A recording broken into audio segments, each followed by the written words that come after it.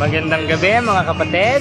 At nagkasama kami ni Bro Jody, active member ng MCGI na babalik na sa tunay na iglesia. Ngayon, nandito tayo sa tapat ng simbahan. Naghihintay tayo ng mga protestante.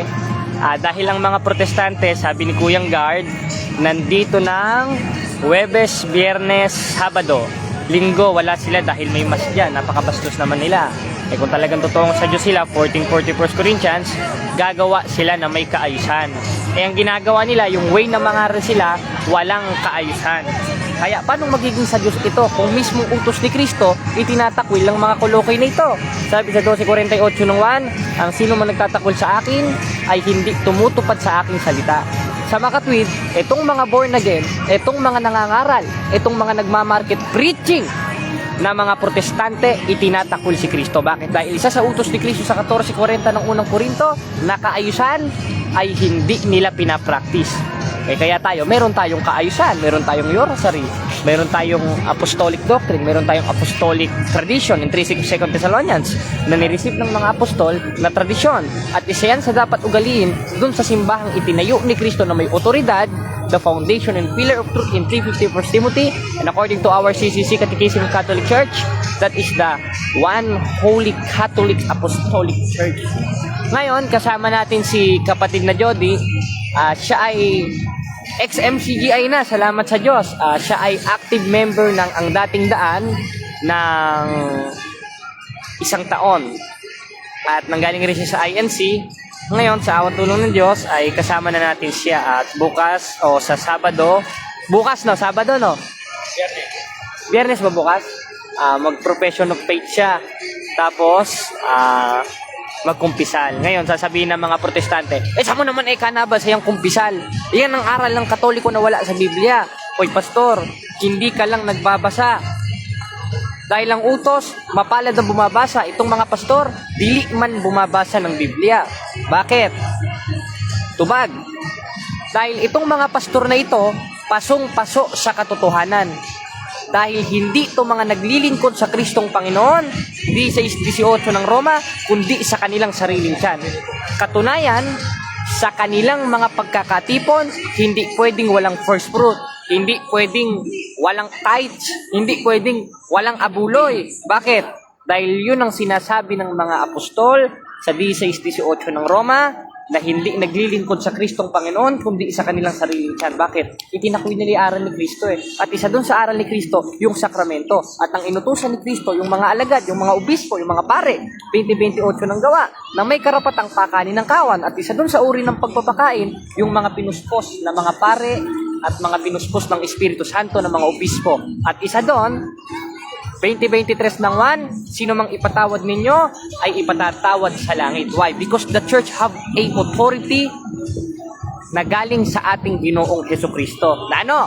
16:18-19 ng Mateo, na ano mang ipahintulot nyo sa lupa ay ipahintulot sa langit. Ngayon, ang tanong ng mga protestante, paano ka anib sa Iglesia Katolika? Wala nga sa Biblia yung pangalan niyan. Wala namang Iglesia Katolika, Apostolika, Romana sa Biblia. Meron, hindi lang kayo nagbabasa. Bakit? Dahil hindi lang naman dapat Biblia ang basahin natin. Dahil ang mga apostol, 3:6 na 2 Korinto, hindi sila sa titik. Pag sinabing hindi sa titik, dili sila letra por letra at hindi sila Bible alone. Bakit? Dahil ang pangangasiwa nila sa bagong tipan, hindi na sa titik. Dahil ang titik, nakamamatay. At bukod sa nakamamatay, hindi mo ikaliligtas yun dahil kakontra ka na sa aral ng mga apostol At yung mga apostol, lalo na si Apostol Pablo, yung karunungang itinuturo niya, 1:12 ng Galacia, basahin natin, sapagkat di ko tinanggap ito sa tao, ni itinuro man sa akin, kundi aking tinanggap sa pamamagitan ng pahayag ni Jesucristo. Ibig sabihin, lahat ng pinahayag, lahat ng pinangingasiwaan ng mga apostol, galing yun sa atong Ginoong Jesucristo. At doon rin mismo sa talata na yon, kakontra nila ang iglesia ni Manalo. Why? Because Apostle Paul clarified in 1:12 of Book of Galatians that our Lord Jesus Christ is God. Bakit? Dahil yung karunungan tinanggap nila, hindi nila tinanggap sa tao, kundi sa Diyos, kundi sa atong Ginoong Jesucristo. Ngayon, anong klaseng pangangasiwa meron ng mga apostol? Hindi na sa titik. Bakit? Dahil ang mga apostol, hindi sila Bible alone. Ngayon, 8:8 lang, Hob, read the book of history and see. Ngayon, anong makikita natin sa book of history? Sabi sa Groyler Encyclopedia, yung may 120 person na 2,000 years ago ang edad na simbahan, that society was Jesus Christ found. Ibig sabihin, mga kasaysayan na mismo ang mga nagsasabi na ang tinukod o ang tinayo ng ating Ginoong Hesukristo ay ang Iglesia Katolika Apostolika Romana. Tubag, 16:18 ng Mateo, physically speaking, historically speaking, biblically speaking, hindi pananaigan ng Hades.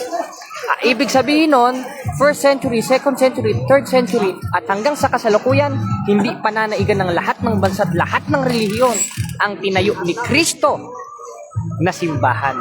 At yun ang tinatawag sa pangalan ng Diyos, 43:7 ng Isaias, na siyang Iglesia ng Diyos. At ang Iglesia ng Diyos, yun ang iniwan ni Kristo na mayroong authority sa 3:15 ng unang Timoteo. At according to our CCC, Catechism of Catholic Church, that is the Roman Holy Catholic Apostolic Church. E di nabasa natin. Hindi naman kasi dapat tayo Bible alone. Eh baka itong mga protestante na ito, pag pinahanap ko ng brief sa Biblia ito baka hindi na kayo mag-brief. Bakit? Dahil lang sinasabi, ang konklusyon ng mga protestante, kailangan mababasa sa Biblia lahat. Si Soriano kailangan lang, ang gagastusin mo, ang sasabihin mo, kailangan nakasulat. Amen? Gumanon pa si Soriano Ngayon, Soriano, saan mabasa sa Biblia SPBB? Wala sa Biblia. Saan mabasa sa Biblia piyesta ng Diyos? Wala sa Biblia. Saan mabasa sa Biblia ang brief? Christian New Year? Wala sa Biblia. Ngayon, kung wala sa Biblia, di wag ka mag-brief. Bakit? Yun ang basihan ng mga faith. Yun ang basihan ng mga Yun ang basihan ng mga protestante ng mga Bible alone. Kailangan daw wag ihigit sa mga bagay na nasusulat. But the Protestant using verse out of context. Because the first 6 of 1 Corinthians, the subject of the sentence of this verse is Tanakh. And the Tanakh is Hebrew Bible. And the subject of matter of that verse called Tanakh is in Old Testament. Ngayon, we are in New Testament. Ang dapat nating pakinggan, si Kristo sa pamamagitan ng mga apostol, dahil si Kristo ang huling sugo ng Diyos sa mga huling araw. Hindi si Manalo, hindi si Soriano, 1:1 hanggang 2 ng Hebreo. O naintindihan nyo ba ito mga protestante? Dahil gusto nyo letra por letra O ngayon, saan mabasa sa Biblia ang brief? Pag wala kayong nabasa sa Biblia ang brief, huwag na kayong mag-brief. Ngayon, may mababasa ba tayo sa Biblia na Iglesia Katolika? 9:31 ng gawa, La Sagrada Biblia, Las Iglesias Católicas Apostólicas Romanas. Sabi naman ni Robert na loko-loko na protestante, ang babaw ng argument mo. Okay lang yan. Mababaw talaga kasi wala pa naman tayo sa debate. Magdiskusyon tayo. Robert, pastor, patunayan mo, ang Seventh-day Adventist ang nitukod ni Kristo, sumala sa Biblia, hindi sumala sa referensya. Pagbigyan kita. Bible alone tayo. Ngayon, kasama na si kapatid na Jody. Tito Jody, ano mo bro? Ano bang dati mong reliyon? CGI. Ilang taon ka dyan? Ano yung mga katungkulan mo dyan na tinanggap? Gikos. Yung Gikos, Pagiging Marshal ng CGI. Ngayon, buong puso ka na bang babalik sa Santa Iglesia? Ayan. Ayan ang ating bagong makakasama at i-welcome natin si kapatid na Jody sa tunay na iglesyang tinayo ni Kristo. Babalik na siya dahil nakatikais natin siya. Talagang nagpuyat tayo no? Dahil utos naman yun Alas 3 na tayo natulog no? Tinalakay natin ang doktrina natin. Asa si Mago? Nandun, nagtatampo. Tatampo si Mago, Bro Carlo. Ayan.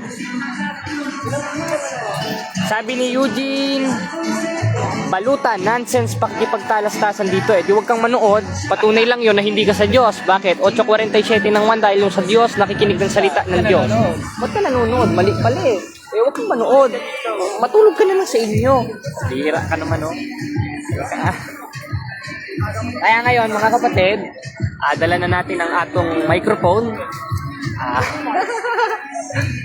Naghihintay na lang tayo ng protestante na magpre-preach dito dahil sabi ni Kuyang Guard tsaka ni Padre, yun si Padre, meron Huwebes, Biyernes, Sabado, nandito yung mga protestante. Ngayon nakita ko kanina yung protestante dito nakita ako, nakipag eye to eye sa akin, nawala. Umalis. Lumipat yata ng pwesto, pero abangan natin, maaga pa naman. Maaga pa naman dahil 6:58 pa lang naman, mga igsuon. Maya-maya, nandito na yung mga protestante niya. Sana nga mayroong iglesia ni Cristo ni Manalo makapagtalastasan tayo sa tunay na iglesia o kaya sa Christology, gaya ng ginawa ni Gerald at ni Rashid Indasan.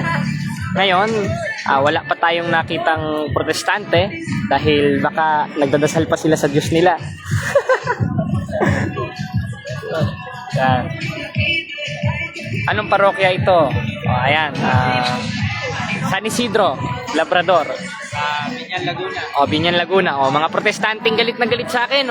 Huntingin nyo ko dito sa Binyan Laguna. Nandito ako lagi. Webes, Wiyernes, Sabado. Nandito ako. Patunayan nyo, yung pinaniban nyo yan ang Ano po stand nyo sa Pasko? Unang-una, ang nag-celebrate ng Pasko, yung mga anghel. Kumanta sila, Gloria, Gloria Excelsis, Gloria. Meron nga yung kanta si Soriano, Gloria, Gloria Deo, Gloria in Excelsis. Yun ang kinanta ng mga anghel. Dahil ipinanganak na ang Diyos. Katunayan, nasa hula, 9:6 ng Isayas, sapagkat sa ating ipinanganak ng isang bata, sa ating ipinanganak ng isang anak na lalaki. At ang pamamahali maatang sa kanyang balikat, at ang kanyang pangalan ay tatawagin kamangmangha, tagapayo, makapangyarihang Diyos, walang hanggang Ama. Sino yun? Si Kristo. Ibig sabihin, isineselebrate in Old Testament, in New Testament, ang kapanganakan ng atong Ginoong Hesus Kristo. Ngayon, ba't December 25? Because the tradition that received of the apostles. So what kind of verse is that? In 3:6 of 2 Thessalonians, that the tradition that received of us. And what of the tradition of the Catholic Church is celebrating or celebrate ang kapanganakan ng ating Diyos at tagapagligtas, Diyos 13 nandito, at yun ang ating Ginoong Jesucristo. Kaya ngayon, naghintay tayo ng mga protestante dito. Ayan.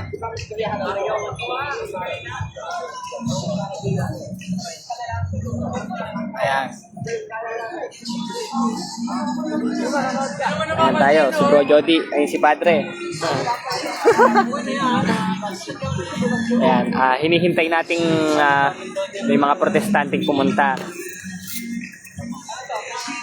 Sa ngayon, maaga pa kasi baka nagdadasal pa sila sa kanilang Diyos. 4:8 ng Galacia. Hindi naman sila pakinggan nun. 15:8 ng Kawikaan dahil ang hain na masama, kasuklam-suklam sa Diyos. At isa dun sa masama, yung iba ang Diyos mo, 4:8 ng Galacia. Dahil walang kabuluhan ng pagsamba mo sa Diyos, 7:7 ng Marcos. Ayan. Ngayon, tingnan natin. Kasama natin si Bro Jody. Sumasakit likod ko. Aray. Parang nawalis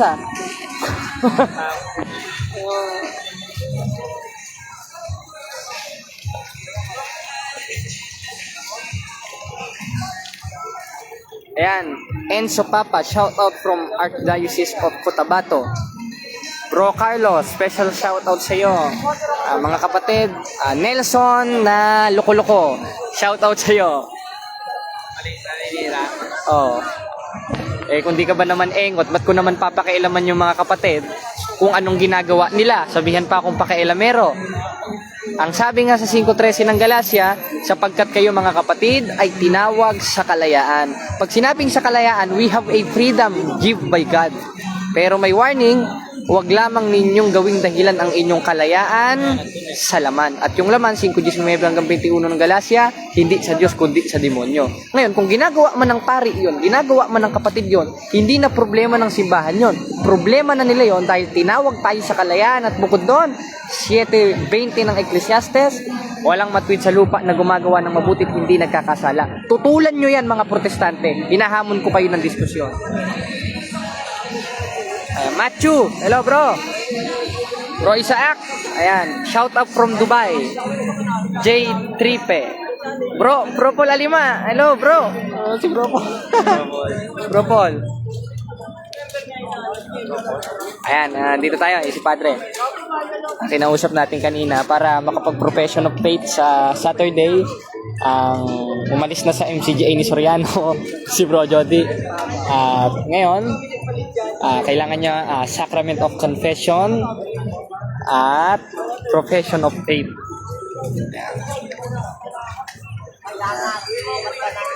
DJ Rand, shout out from Bohol, God bless.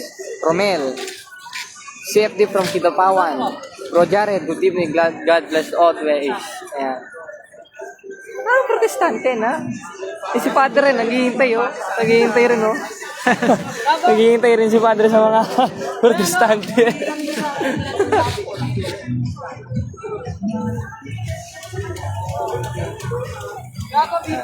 Hello Bro Romer. Ayan ang ang sa deliverance bro si Bro Romer. Ayan, i-comment. Ano siya ngayon? Takbuhan ng mga sulpot. Junel Bulala. Umaaray ang mga sulpot sa history. Ba't kaya? Kakontra sila ng Biblia dahil ang Biblia na mismo nagsasaysay 8:8 ng Hob, basahin ang aklat ng kasaysayan. Samantalang sila, hindi pwede yan. Sabi sa 22:8 hanggang 9 ng Apokalipsis, huwag daragdagan ba't babawasan. Tama. Pero hindi tumutuko yon sa lahat ng talata ng Biblia. Tumutuko yon dun sa aklat ng hula. At yun ang aklat ng Revelation. Dahil hindi pa naman compiled ang Old and New Testament nun sa panahon ni Apostol Juan. Dahil na-compiled lang ang Biblia, nagkaroon ng translation, nagkaroon ng selection, nagkaroon ng canonization 405 AD with Pope Damasus and Saint Jerome. At yung dalawa na yon is a church father of a Catholic Church, not fathers of Protestantism, na gaya ni Martin Luther. Ngayon, naghihintay rin si Padre, naiinip rin. Si Padre, naghihintay rin. Tara, libutin natin. Tara. Ayan, maglilibot tayo mga kapatid. Makakita tayo ng protestante. Saan? Doon. Sa likod dyan. Kasi di sila kita. Oo. Paubos na sila nakita ko nung isa nakapag sa akin nakipag eye to eye contact sa akin na umali. Ayan. Talagang takot no? Hindi nila kayang manindigan yung nila, pananampalataya nila sa iba nito. Ayaw nyo. Hindi natatakot kung Nasa katotohanan kayo. Oo, patunayan nyo na sa Diyos kayo. Ngayon, kailangan natin makausap yung naakay mo, bro. Sa Ayan. Kala ko si Bro Winner. Yun, yung nakasalamin kanina. Hindi ako, taro mo na. Sabihan niyo ako, pag-usapan niyo ako. Okay lang. Kasi si Cristo, pinag-aano siya Hindi lang pinag-uusig Pakayang lang. Tao lang. Si Cristo, Diyos yun Inusig pa nga Gusto pa nga patayin ng mga Hudyo 5:18 nung nga dahil si Cristo sinira ang araw ng Sabat. Bakit? Dadaan siya. Merong protestante. Meron na dyan Meron na mga katanungan. Oo. May katanungan sila.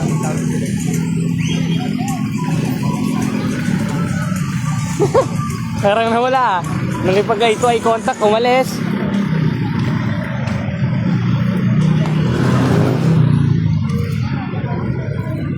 Wala na. Ayun, yun bro.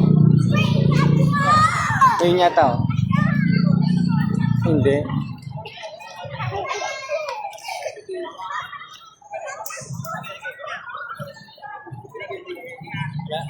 Wala. Anong oras na ba? Baka bukas sila. Meron yan, Webes bro, mas madami. Yung isa kasi dito, lumilitaw to, medyo matagal-tagal yung mga nandito. Yung may mga gitara. Saka, may gitara yan. May mga gitara yung mga yan Diyan sila sa mismong tapat ng simbahan ng babastos. Inaatake yung doktrina natin. Hindi naman nila naiintindihan yun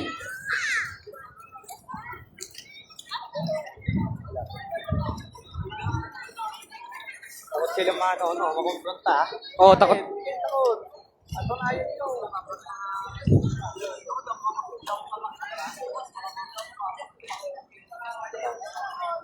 Nakaikot na tayo sama si Brother Jody. Siguro maya-maya pupunta yon yung protestante dito sa alas 7 pa lang Napaaga tayo, sabi ko sa'yo. Dito, yung protestante dito sa gilid. Dahil every Webes, nandito yung mga yan. Sabi rin ni Padre. Ngayon, hintayin natin. Tignan natin kung titindig sa aral itong mga ito. May tanong ako, Bro Jared. Bakit ka nakipagdebate kay Bro Paul Aliman na alam mo na pala noon na ina ng Diyos si Maria? Nasa 4.1 ng unang 1 yun, to clarify, at unang Thessalonica 5.21 at 22, to clarify. Sigurado talaga. Masigurado talaga. Ayun, nakita natin, kawawa ng Diyos. Nakisanib tayo sa mabuti. Ayun ang sagot ko sa iyo, Bro Chumi.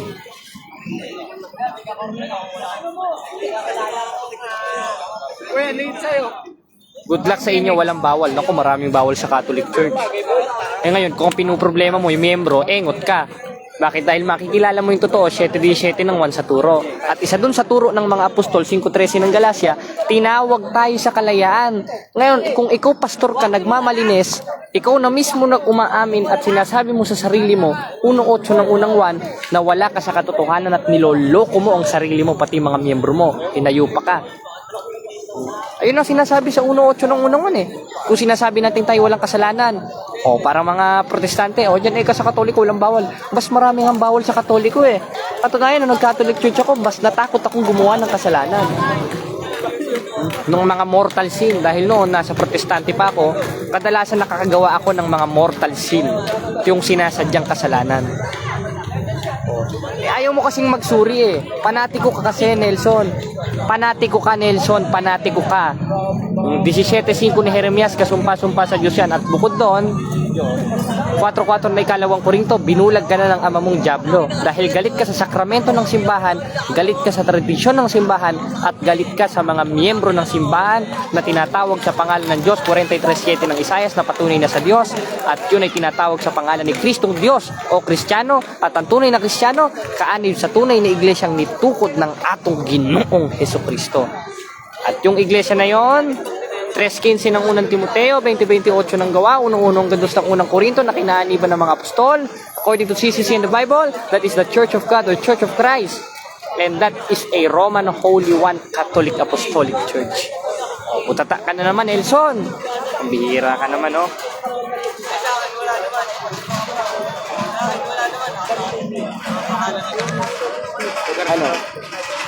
San Isidro Labrador. Malapit na yon, hintayin lang natin. Kaya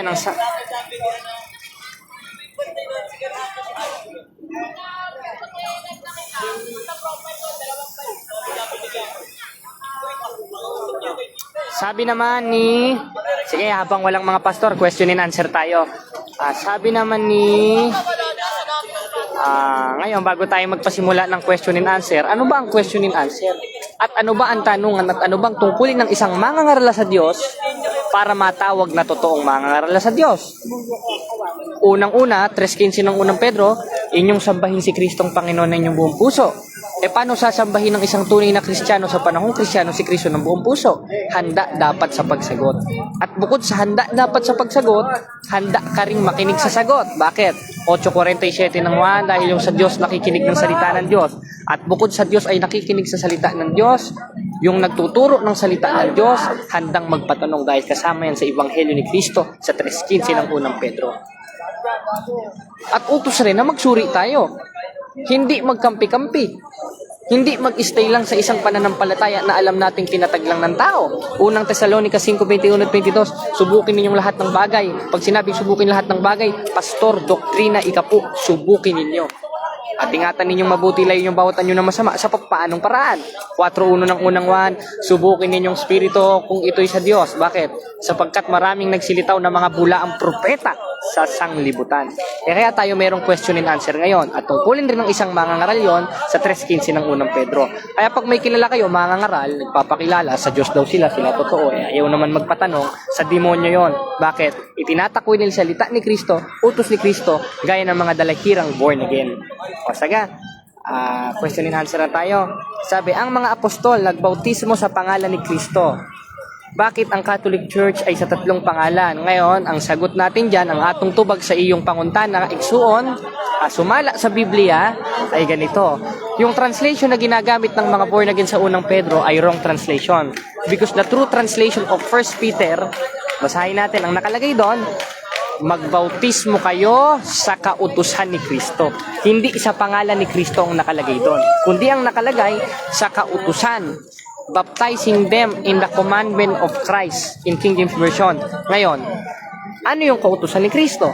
28:19 ng Mateo ang sabi, bautismohan ninyo sila sa pangalan ng Ama, Anak at Espiritu Santo. Ngayon, yung nakausap kong pastor dito, bro, hindi daw utos daw yon, hindi daw utos yon. Sabi ko, sige. Ang tanong niya ang tanong niya sa akin, saan mabasa sa Biblia na ang mga apostol nagbautismo sa tatlong pangalan? Sabi ko, tanong ko sa iyo, ang mga apostol ba sumusunod pa sa salita ni Kristo? Yes or no? Sumusunod. Ngayong sumusunod sila sa salita ni Kristo, tinatanggap mo na sumusunod sila sa kautusan ni Kristo? Sumusunod. Ngayong sumusunod sila sa kautusan ni Kristo, sabi mo sa 28:19 ng Mateo, yun ay kautusan. Therefore, tinatanggap mo na sinunod nila yung sinabi ni Kristo na magbautismo sa pangalan ng Ama, Anak at Espiritu Santo. Butat asye. Alisi eh. Alisi sila dyan, naka-speaker. Alis sila dyan, naka-speaker. O, yan ang sagot ko sa iyo, kapatid. Wrong translation, out of context, ang binabasa ng mga protestante. Baka may katanungan sila. O, yan. Ayan yan. Sana mabasa mo PM ko sa iyo, Bro Jared. Sige po, kapatid. Tayo naman ay pinapansin naman natin yung mga nagchat-chat kahit madami. Kailangan natin yun dahil tungkulin natin yun. 4:32 ng Efeso, magmagandang loob sa isa't isa at isa doon, 5:47 ng Mateo, mangagbatian tayo kahit hindi natin sa kapatid sa pananampalataya. Bakit? Dahil kung ang Diyos nga hindi nagtatangi ng tao, hindi nagkakasala yun, ako pa kaya? Napakadumi kong tao. Napakamakasalanan ko. Hindi ako matwid. Ako pa kaya magtangi? Ba't naman ako magtatangi? Ang Diyos nga hindi nagtatangi, hindi nagkakasala.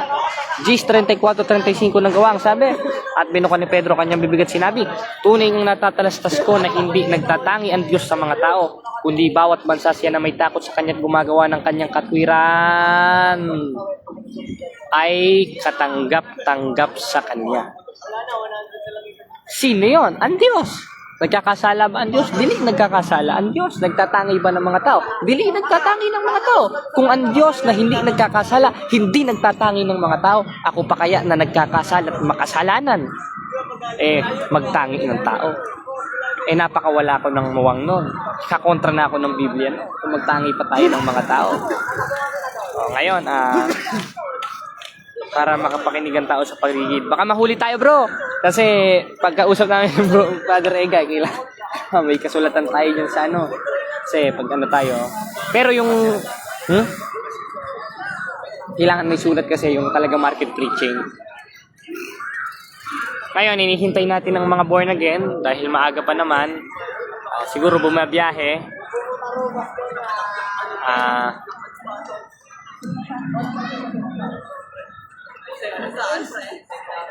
Nakasahod nila. Nakanaman si Masahod.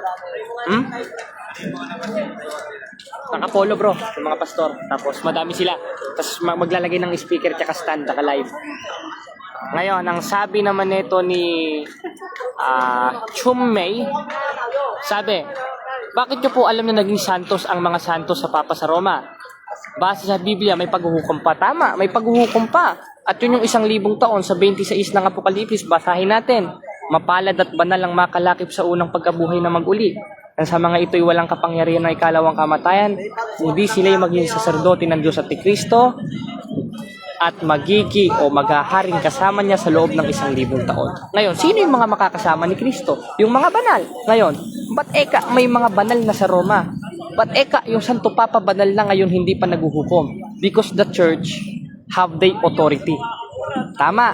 8:33 ng Roma, binabasa ni Soriano. Basahin natin. 8:33 ng Roma, sinong magsasakda laban sa anumang hirang ng Diyos? Ang Diyos ang umaaring ganap. Tama yon, ang Diyos ang umaaring ganap. At isa sa pag-aaring ganap ng Diyos, yung iglesyang tinayo niya mula kay Apostol Pedro na unang papa sa Roma, ay binigyan niya ng otoridad na ano? 16:19 ng Mateo, basahin natin, na anumang ipahintulot ninyo sa lupa ay ipahihintulot sa langit. At isa doon sa ipahintulot natin sa lupa na ngay ipahintulot sa langit, yung pag-canonize ng mga santo. Bakit? 28:20 ng Mateo, sumasa atin si Kristo. At bukod sa sumasa atin si Kristo, 2:13 ng Filipos, Diyos ang gumagawa sa atin. Kaya, magka-canonize tayo ng mga saint with the authority of God. At bukod sa authority ng Diyos,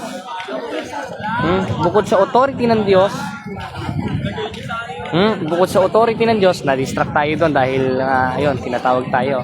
Bukod sa authority ng Diyos, meron tayong mga yung mga santo na ipahintulot natin sa lupa, ipahintulot natin sa langit. At isa doon sa pagpapahintulot yung pagka-canonize ng mga santo dahil Diyos ang umaaring ganap at Diyos ang gumagawa sa atin. Kaya alam na nating santo yung isang tao dahil na-canonize na ng church because the church have the authority galing sa ating Panginoong Jesucristo. At bukod sa authority, 28:20 ng Mateo, nasa atin si Kristo. At bukod doon, 3:15 ng unang Pedro, the church is the foundation and pillar of truth. Yun ang ibig sabihin nun. Kaya ang nagka-canonize ng mga santo ang simbahan dahil ang iniwan ni Kristo ang simbahan at ang simbahan ay may otorisasyon na mula sa unang Papa sa Roma hanggang sa kasalukuyan sa ating Papa Francisco ay pwede tayong makapag-canonize o magpahintulot sa lupa na maging banal. Yun ang ibig sabihin nun. Yun ang sagot ko sa iyo, kapatid. Ayan.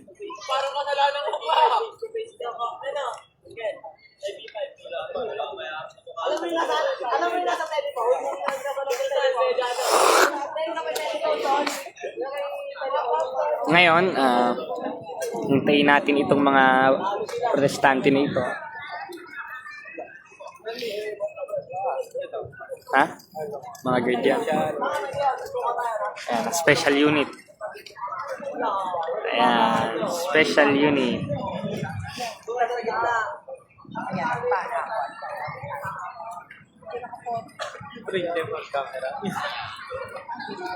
Ipakitin mo sa camera.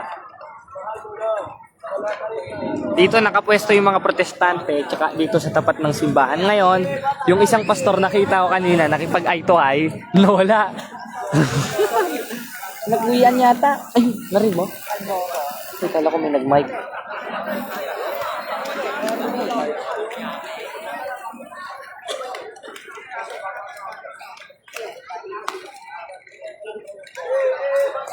Ayan.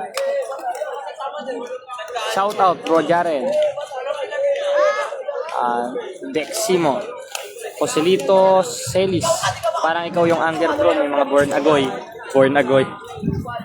Ayan. Na pa tayo naghihintay ng protestante dito. Walang lumito ng mga protestante. Yung isa sana mag-pre-preach, nakita ko umalis. Sayang, pumira. Wala, nandun tayo nagtago. Takot tayo. Saway mo na ba yan? Oo, ilang beses na. Ay, mali. Hindi na siya nagpakita. Good kaya. Hintay tayo. Mamaya doon nag-alis sa dulo Oo. Hirap sa dulo ng tulay Arnel Aninang. Cham Fernandez. Natakot ang mga born agoy. Born agoy bro. Born agoy daw.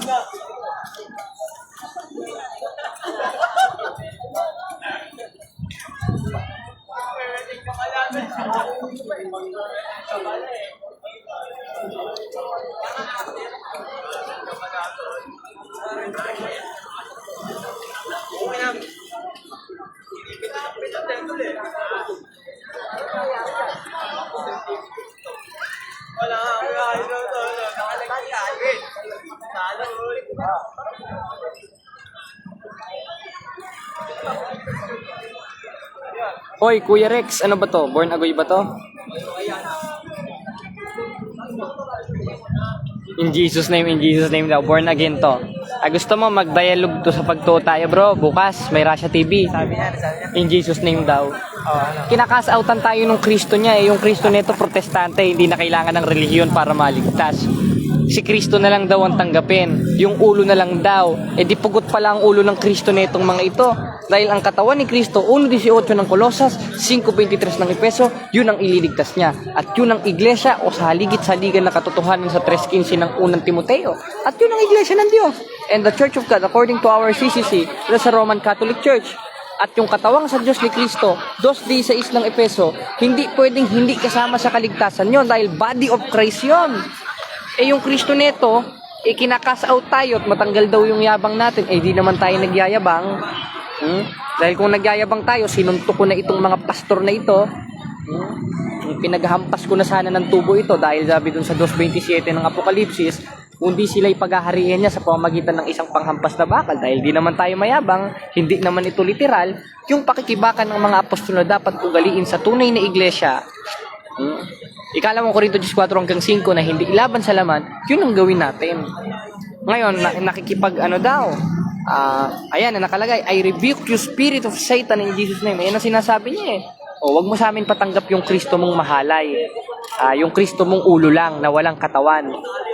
Dahil hindi namin naiwala si Kristo, 28:20 ng Mateo. Dahil ang Kristo ng Katoliko, ang tunay na Kristo. 2:13 ng Tito, 5:20 ng unang Juan, 8:23 ng Kawigaan, na umira ng walang pasimula na nasa kanan ng Ama. Tatadarin kita ng talata. 3:1 ng Kolosas, 111 ng Awit, 1:8 ng Hebreo. Siya ang aming Ginoong Hesukristo. 7:24 ng Hebreo na walang kapalit. Sa makatwid, hindi pwedeng matalikod ang katawan niya, hindi pwedeng hindi kasama ang katawan niya dahil nasa panukalang walang hanggan yun. 3:11 ng Efeso. O ngayon, kaya mo bang gibain yan? Patrick Makhirang, shout out bro from Davao. Pastor na gumagawa ng krimen, kabalastugan. Sumakit na likod ko ah.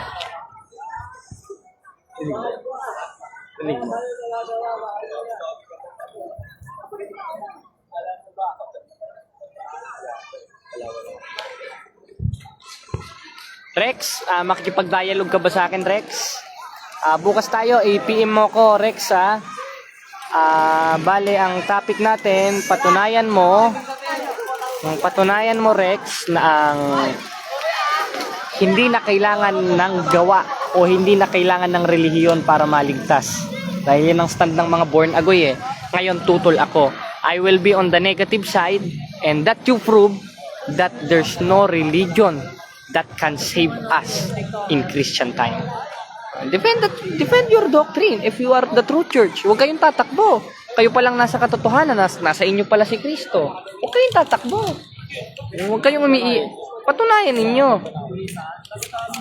Rex, magpi-PM ako sa'yo. Isa-set up ko na yung camera ko. In Jesus name, ng ano nila eh. John Benedict, Diaz, huwag ka man trip dito. I-block kita dahil hindi ako nakikipaglokohan sa'yo ha. I-block kita. Dahil kilala ko tong mga to eh. Mga gaspang yan. Itinatag mo pa si Jonald Malabanan, hindi ako nakikipagbiruan, magbago na kayo. Dahil kasama ko kayo noon. Tara, tignan natin ito bro. Ayan, sabi ni Kuya Rex, makikipag-dialogue daw siya. Kuya Rex, bukas tayo ha. Ang oras natin, ano bang maganda? Discussion daw eh. Anong oras ka available? Kuya Rex? I-PM mo ko ha. Bukas tayo, dahil bukas lang ako kinakausap kita sa paraan ng pagkipag-usap na may pag-ibig. 5:44 ng Mateo, love your enemy. Kayo rin mga kapatid, huwag kayong maingay o huwag kayong yung mainit. Sabi nga ni Padre, our argument based on logic, not on emotion. Pero kung hindi nyo na mapigilan, 1:13 ng Tito, sawain mo nang may kabagsikan. Ayun. Himala. Walang protestante. Himala, nawala ang mga protestante, mga kapatid. Huwebes, marami dito. Tignan natin doon bro, sa kabila. Naubos. Bro. Kailan mo? Grabe ko ngayon. Tira yan.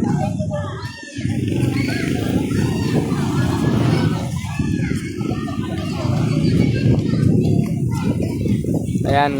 Kuya Rex, PM mo ako, Kuya Rex, ha? Ano natin, ang tema natin, pamatudan mo, sumala sa Biblia, walay relihiyong makaluwas. O sa Tagalog, patunayan mo, based on Bible, not in references, that there's no religion can save us in Christian times. I will disagree with that argument because that argument is not biblical. That is anti-Christ argument. Sige, hintayin ko yan. Kuya Rex. Didiskusyonin kita bukas. Ha? Last na ikot to.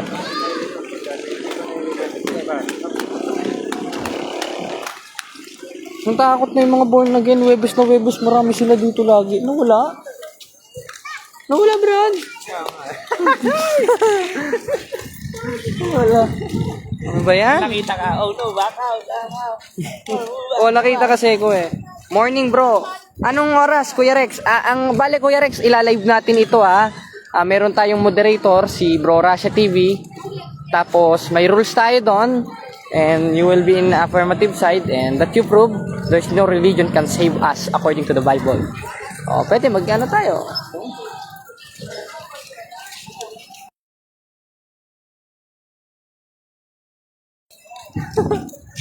Si Rex. Ano yan? Anong religion yan? Born again. Ayan, yan ang paborito ko, born again. Sarap na ulam yan eh. Mga masasarap na ulam, INC. Ayan, dito, pag wala ng protestante, uwi na. Last na ikot na natin to. 7, bro. Ang aga naman. Maga? Hindi pa ako pagpapawisan yan, ah. Sige, gusto mo ba? Sige, 7 AM tayo. At subukan ko lang i-chat si Bro Rasha. Wala. Wala ng protestante. Wala na. Tatawag ka ba? Dito? Sige. Yan, subukan natin pumasok dito sa palengke dahil dito minsan naglalagi itong mga protestante na ito eh. Tago, no? Hindi makikita. Oh, kasi nagtatago na sila, bro.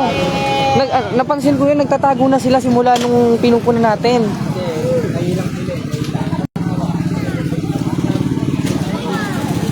Kuya Rex, pwede ba ano tayo? Mag-dialogue tayo siguro mga around 7, no? O ano, 8. Kaya ba? 8:30?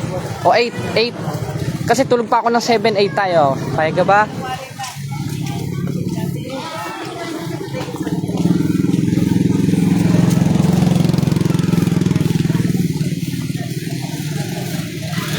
Ito rin to, yung Teddy.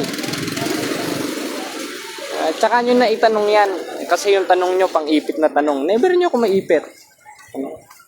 Dahil, biblical yan. 21:15 ng Lucas. Bigyan ko kayong bibig at karunungan, hindi masalangsang ng lahat ng inyong kaaway. O, yari ka. Yari ka. Nakita kayo si... Bakit? Magkamabit yun sa akin, sige. Mabigyan ng pera mo. Wala na yun. Ganun lang. Hindi yung walang ano eh. Yung dahil sa binigay niyo po sa akin. Ibabahagi ko yung buto sa ibang kapatid. Yung... Mabigyan ka naman kayo. Salamat pala sa Diyos. Oo. Oo, ano? Okay na, Bumalik na. Kapatid, dito tayo sa palengke. Ikot natin, di ba? Palengke na tayo. Inikot na natin.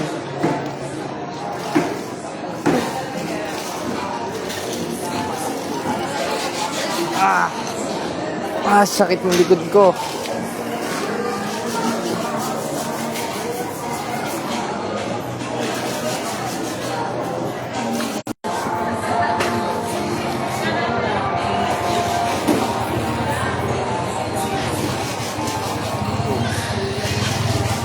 Babalik tayo dun. Bro Rex, i-PM mo ko para makapag-set up tayo sa Rasha TV. Yan, maganda tema natin.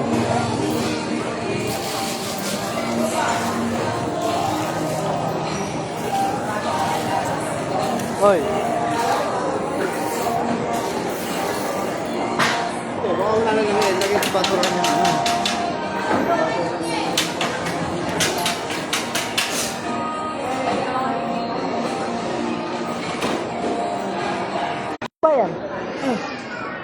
Nala sumalik. Okay lang. Yes, si. Sagutin mo ba? Sige, sagutin mo bro. Prangkay mo na. Sa True Church ka na eh. Sabi nga sa 4:17 ng Santiago, sa nakakaalam ng paggawa ng mabuti, ngunit hindi ginagawa, ito'y kasalanan sa kanya. Ano ba yung magawang mabuti? Prangkayin mo. At sabihin mo, signal dito ah. Antabay lang kayo mga kapatid ha. Huwag kayong aalis sa live. Wala na eh. Mawagan na. Huwag kayong aalis sa live mga kapatid.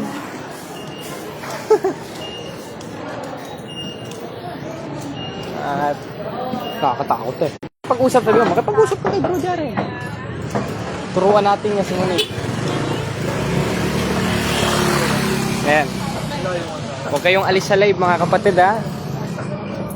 Para nakasubaybay tayo sa intense episode ng atong live. Nakakita na kapatid. Sir. Sir Vidal. Dating pare. Oo, sa San Antonio. San Antonio kayo. Tapos niyan, teacher na. Ay, ganun. Mali. Bakit ka mali? Yung asawa. Ayaw. Pagka hindi yung Yan eh. ayun na yung mga pipigil eh. Ayun yung pipigil eh. Mga time na tigilan ka na mahalip sa Alam mo na yan eh, dahil nangyari naman sa iyan nun eh. Nangyari yung nangyari. Ha? Iyak ka na nung pinag-ano ko kanila. Hindi. Tumatawa lang ako tumatawa. Tinan mo ugali nito, nakahayag. Ayan, at nandito na tayo. Balik tayo sa original place. Wala yung Oh, nawala. Sabi ko sa inyo mga kapatid, huwag kayong huwag kayong umalis sa live eh. Kasi nasa intense na tayo eh. Kasi baka nandito na yung mga protestante. So, Friday balik ako.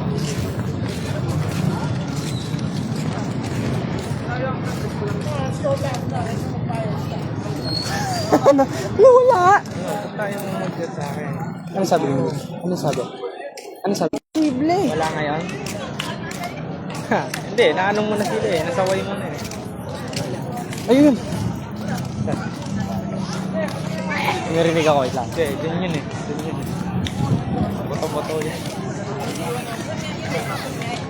Election yun eh.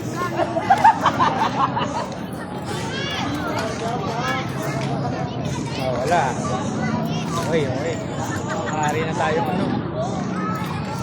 Ayun ba, di ba? Ayun nga pa, ano yung pala tayo. Buti naalala ko. Alin?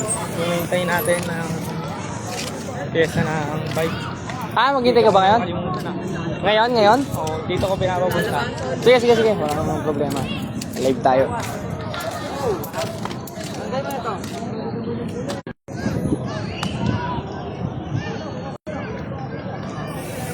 Ngayon, di po ba December 25 yung celebration ng Diyos-Diyosan?